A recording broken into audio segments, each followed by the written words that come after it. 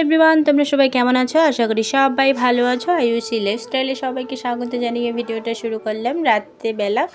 সকাল থেকে শুরু করে সারাদিন তোমাদের সঙ্গে ভিডিও শেয়ার করার অনেকটাই চেষ্টা করি। আর সকাল সকাল আমার গ্যাসটা ফুরিয়ে গেছে, তার জন্য কিন্তু অসুবিধায় পড়ে গেছি। এখন তো শাশুড়ি মায়ের গ্যাসে রান্নাবান্না করছি। তো সকাল সকাল কিন্তু রান্না করব মাছের তরকারি। কালকে যেহেতু মেলা ছিল, আত্মীয় স্বজনের জন্য কিন্তু বেশি বেশি করে মাছ আনা হয়েছিল, মাছ কিন্তু বেঁচে গেছে। তার জন্য কিন্তু সকালবেলা বসিয়ে দিয়েছি এদিকে মাছ বসিয়ে দিয়ে তারপরে এদিকে কিন্তু শিলনোড়ায় বেটে দিচ্ছি আদা আর পেঁয়াজটা। মাছে তো সচরাচর রেশন দেওয়া হয় না, তার মধ্যে রেশন দেওয়াই বাদ দিয়ে দিয়েছি, কারণ রেশন দেওয়াটা কিন্তু খুবই খারাপ। রেশন দেওয়াটা খারাপ না, কিন্তু রেশন দিলে আর কি মাছের তরকারিতে টেস্ট থাকে না। 4টার মতো মাছের পিছিয়ে আছে, কিন্তু আমি আর কি বেশি করে আলু দিয়েছি, কারণ আমাদের বাড়িতে তোমরা তো জানোই কয়জন, আমরা 5জন বলতে গেলে ভুল হবে, কারণ 6-7জন আর কি মেয়ে আছে, যেহেতু মেয়ে কিন্তু আলু খেতে খুবই ভালোবাসে, আর আমিও কিন্তু খেতে অনেক ভালোবাসি।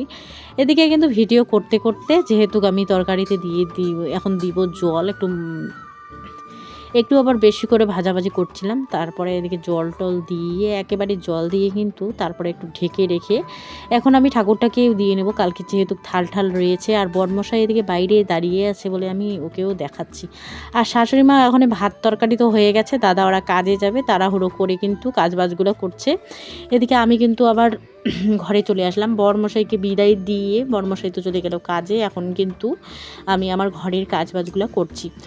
আজকে তো 26শে জানুয়ারি, আজকে তো আর কাজে যাবে না, তো বাড়িতে থাকবে। আমি আবার বলছি কাজে যাবে, তো প্রতিদিনে বলতে বলতে অভ্যেস হয়ে গেছে, তার জন্য কিন্তু আজকেও মুখ থেকে বের হলো। তো বড়মশাই তো ওদিকে খাওয়া দাওয়া করে ঘুরতে চলে গেল সাইকেল ধরে যাওয়া মানে আমি মনে করি যে ও কাজে চলে গেল। তো মোবাইলটা এদিকে সুকেসে রেখে কিন্তু আমি ভিডিও চালু করছি। ওই বিছানা তো একদমই পরিষ্কার করে রেখে দিলাম, তারপরে এই বিছানার পালা, এই বিছানা এখনও পরিষ্কার করিনি। রান্না বান্না করে ঠাকুর দিয়ে তারপরে কিন্তু আমি ঘরের কাজগুলো সামলিয়ে নিই। কোলবালিশটা যেহেতু এই বিছানায় রাখা হয়েছে, আবার বেশি বিরক্ত লেগে যায় আর কি। কোলবালিশ, তিনটা ব্ল্যাঙ্কেট পরিষ্কার করে, তার মধ্যে আবার বাড়ির কত কাজ রয়েছে। এদিকে ধরে নাও গরুকে দেখা, গরুর সামনে যেহেতু আলু আবাদ করেছে, মানুষের আলু আবাদ বাড়ি গেলে তো ধাওয়া টাওয়া দিবে, তার জন্য কিন্তু গরু প্রতিদিনে বারবার দেখতে হয়। ঘরের পিছনে যেহেতু 2-3টে ক্ষেত রয়েছে, ওই ক্ষেতে গরু বেঁধে রাখা হয়, তো বারবার দেখে আসতে হয়। 2টা বাছুর, তার মধ্যে হলো বড় বড় গরু 2টা গাইয়ের তো বাচ্চা হয়ে যায়। তোমাদের সঙ্গে সমস্ত কিছু কিন্তু শেয়ার করেছি আমি। তো এখন আমার বিছানাটা পরিষ্কার করে রেখে দেই, পরে যখন মেয়েকে ঘুম পাঠাবো তখন আর কি বিছানায় শোয়াবো, তখন আর কি একটা ব্ল্যাঙ্কেট দিয়ে রাখবো, তাহলেই তো হয়ে যাবে। তো যাই হোক, ঘরের কাজ কমপ্লিটের দিকে, তো বিছানাটা একটু পরিষ্কার করে রেখে দেই। তো বিছানার বালিশগুলোও সুন্দর করে রেখে দেই। শোকেসে তো জামাকাপড় সমস্ত কিছু পরিষ্কার করে রেখে দিয়েছি, রাত্রিবেলা পরিষ্কার করে রেখে দেই। কারণ কি বলো তো বন্ধুরা, রাতের কাজ রাতেই পরিষ্কার করে রাখা অনেক ভালো। প্রতিদিনে তো সম্ভব না যে এটা কাজ আজকেও করি, এটা কাজ কালকে ওটা কাজ এরকম তো মন করে না। মানে বাড়িতে সকালবেলা সারাদিন নিয়ে তুমি যখন থেকে সকালবেলা উঠবা তখন থেকে কিন্তু তোমার প্রচুর লেভেলের কাজ। ধরে নাও ঘর ঝাড় দেওয়া থেকে শুরু করে বিছানা বাড়ি পরিষ্কার করা। প্রতিদিনে যেহেতু শুতে হয়, প্রতিদিনে তো কাজ করতেই হবে, তাই না? প্রতিদিনে যেহেতু পেট খায়, তার জন্য কিন্তু রান্না করতেই হবে, তাই না? রান্নার কাজটা প্রতিদিনই করতেই হবে, আমাদের মহিলা মানুষের এগুলাই কাজ। আর পুরুষ মানুষগুলো কত কষ্ট করে কাজ করে নিয়ে এসে খাওয়ায়, রৌদ্র ঘামের মধ্যে কাজ করতে করতে অবস্থা তাদেরও খারাপ হয়ে যায়, তাই না? তো অত শত কথা বাদই দাও, তো আমার এদিকে ঘরটা ঝাড় দেওয়া, কিন্তু আমি কিন্তু ঘরটা ঝাড় দিয়ে নিচ্ছি, ঘরটা পরিষ্কার পরিচ্ছন্ন করে ঝাড় দিয়ে নিচ্ছি। তো এদিকে মোবাইলটা এমনভাবে রেখেছি, কি আর বলি তোমাদেরকে, একটা বারের মতো দেখিনি যে মোবাইলটা একটু সুন্দর করে রেখেছি কি রাখি নাই। তো যাই হোক, এদিকে কিন্তু আমি ঘরটা ঝাড় দেওয়া হয়ে গেলে বাইরেটাও ঝাড় দিয়ে নেব। বাইরেটা সুন্দর করে ঝকঝক করে ঝাড় দিয়ে নেই, কারণ আমার একদম ইচ্ছে করে কি সুন্দর করে ঝাড় দিয়ে বাড়ি ঘরে রেখে দেই। সুন্দর করে রাখতে চাই, কিন্তু কি হয়ে যায় জানো তো বন্ধুরা, এদিকে কিন্তু গাছের পাতা সারাদিন পড়েই থাকবে। আর দেখো, আমার কাজকর্ম দেখে কিন্তু মেয়েও একটা হাতে ঝাড়ু নিয়েছে, ঝাড়ু নিয়ে কিন্তু ও ঝাড় দিচ্ছে। তো আমি এদিকে ঘরগুলো ঝাড় দিয়ে বের করে নিলাম, এখন কিন্তু বাইরেটাও ঝাড় দিয়ে রাখছি। আর গ্যাসটা শেষ হয়ে গেলে কতটাই ঝামেলায় পড়ি, তাই না? মানুষের মানে শাশুড়ি মায়ের গ্যাসে আর কতদিন রান্না করব, তাই তো কতদিন আর রান্না করবো, যেহেতু আমরা আলাদা খাই তার জন্য কিন্তু দুইবার করে রান্না করতে হয়। এদিকে শাশুড়ি মা প্রথমে রান্না করবে, তারপরে কিন্তু আমাকে রান্না করতে হয়। আর শাশুড়ি মার তো কেনা চাল, ওরা যেহেতু ভাতটা একটু বেশি সিদ্ধ করে খায়, আর আমাদের তো কম সিদ্ধ করতে লাগে, কারণ ওই ভাতে কিন্তু কাজে নিয়ে যায় আমার বরমশাই, তার জন্য কিন্তু ভাতটা একটু টটরা করে রান্না করতে হয়। ভাতটা বেশি গলে গেলে তো হবে না, নাহলে কিন্তু নষ্ট হয়ে যাবে, যেহেতু কাজে নিয়ে যায় পরিষ্কার হবে না। তো যাই হোক, আমার এদিকে উঠান বাড়ি ছাদ দেওয়া শেষ, উঠান ঘর দুয়ার সব কিছু কিন্তু আর পাইপলাইনের কাজ করলে কাঁধে কিন্তু সবসময় পাইপ কলের পরে যেহেতু নিয়ে জামা দৌড়াদৌড়ি রেখেছি, এটা জামা কয়েকটা রেখে দিয়েছি, নাইটি আর বলি নাইটি হোক, ঢালাইয়ের জামা, কাজ, ধরে নাও বর্মশাইয়ের পাইপলাইনের জামা কাজ, রেখে এগুলো দিয়েছি। কিন্তু এখন কিন্তু খুব সমস্ত জামা কাপড় খাটনি ধুয়ে লেভেলের দিয়ে হয়। রাখবো, তার যেহেতু মধ্যে মেলা করা তার মধ্যে হয়েছে ধরে এখানে নাও জামা টাইসের কাপড় পরি, কাজটা ধরে তার নাও জন্য কিন্তু আস্তে আমার আস্তে ধুয়ে নিই। বরমশাই তো এদিকে লেবার, বর্মশাই যেগুলো লেবারি কাজ করতে আর যায়, কি যেগুলো মশলা জামা পরে, বানায়, ওগুলো জামা কিন্তু কিন্তু প্রচুর বালা, লেভেলের আর কি তারপর হলো নোংরা হয়ে গেছে, তো আস্তে সিমেন্ট আস্তে দিয়ে আর এগুলো কি কিন্তু ধোয়ার চেষ্টা সিমেন্ট করছি। গালাগালি করে আর কি, সিমেন্টটা বানায়। তো এদিকে ধরে নাও পাইপলাইনের কাজ, মোটা পাইপ নিয়ে দৌড় মারতে হয় আর কি, দৌড়াদৌড়ি করতে হয়, এরকম কাজ বাজ করে আর কি। তারপরে এক এক করে কিন্তু জামার ওগুলা কথা বাদে দিই, তার কারণ কষ্ট করলেই কেষ্টর নাগাল পাওয়া যাবে, তাই না? সবাই কিন্তু সেই কষ্টটা বোঝে না আর কি, সবাই বোঝে না, কেউ কম বোঝে, কেউ বেশি বোঝে। তারপরে ওগুলো কথা বাদে দেই।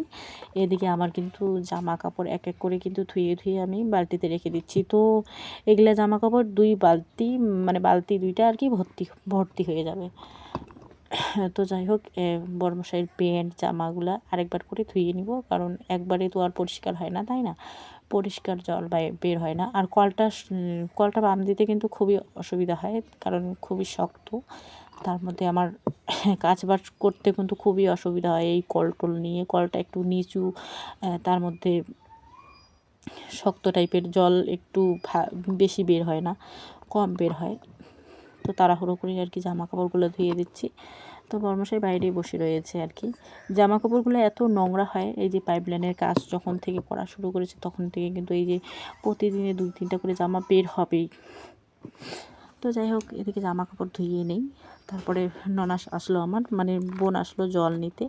তো আমাদের কল যেহেতু ডিপ কল এটা, তো জল নিয়ে যাবে বলে জল নিতে আসলো। এদিকে কিন্তু আমি এদিকে জামাগুলো শুকোতে দেবো। তো বড়মশাই আমার বলছে যে আগে টারটা মুছে নাও, টারটা মুছে পরিষ্কার করে নাও, তারপরে কিন্তু জামাটা আর কি শুকোতে দাও, নাহলে কিন্তু দাগটা লেগে যাবে। মানে নতুন প্যান্টটা যেহেতু মেলা বাড়িতে পরে ঘোরাঘুরি করেছে, তার জন্য বলছে। আর কয়েকটা ছিল, আর একটা ছিল আর কি, যেটা আর কি বাড়িতে পরে কাজে যেত আর কি, ওটা প্যান্ট।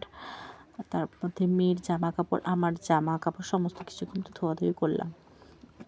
এখন নাইটিগুলো শুকোতে দিই। তো বর্মশাই আমাকে বসে বসে এদিকে অর্ডার মারছে, আর পাশের বাড়িতে তো পুরো ক্যাচাল লেগেছে, তো ওইগুলো দেখছে আর কি বর্মশাই, ওগুলো দেখছে, আর আমিও আর কি মাঝে মাঝে দেখছি। এদিকে ভয়েস দিতে দিতে কিন্তু ভাইয়ের ফোন এসে গেল। তো আমি তো অলরেডি বাড়িতে নেই, ভয়েসটা কিন্তু বাপের বাড়ি থেকে দিচ্ছি। তারপরে সমস্ত জামাকাপড় কিন্তু শুকোতে দেওয়া হয়ে গেল। তারপরে এক গাদা থাল নিয়ে কিন্তু কলের পাড়ে চলে আসলাম। এদিকে শাশুড়ি মা কিন্তু কাজবাজ করছে, সকালবেলা গরুকে জল দেওয়া, ধরে নাও জল দেওয়া থেকে শুরু করে ভাত রান্না করে নিল। আমি কিন্তু সবজিটা রান্না করেছি, মাছের তরকারি।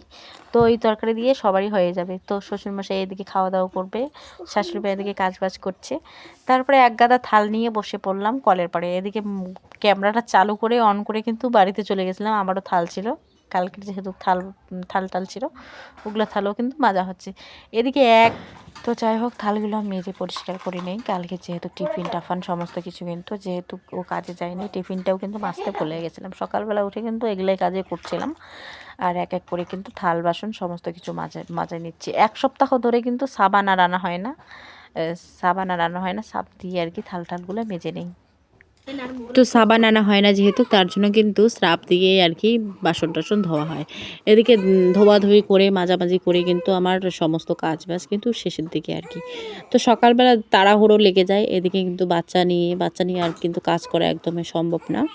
তো খুবই অত্যাচার করে। আগের দিনে তো তোমরা দেখতেই পারলে, ঘর বাড়ি যখন মোছামুছি করছিলাম তখন কিন্তু খুবই ডিস্টার্ব করছিল, কান্নাকাটি হুড়াজুড়া লেগে গেছে আমাদের বাড়িতে। শাশুড়ি মাও তো পারে না মেয়েকে নিয়ে একটু থাকতে, তো যখন গল্প করবে তখন কিন্তু ঠিকই থাকতে পারবে গল্প করার সময়, কিন্তু কাজের সময় নেই, যখন বাচ্চা ধরবে তখন কিন্তু পারে না।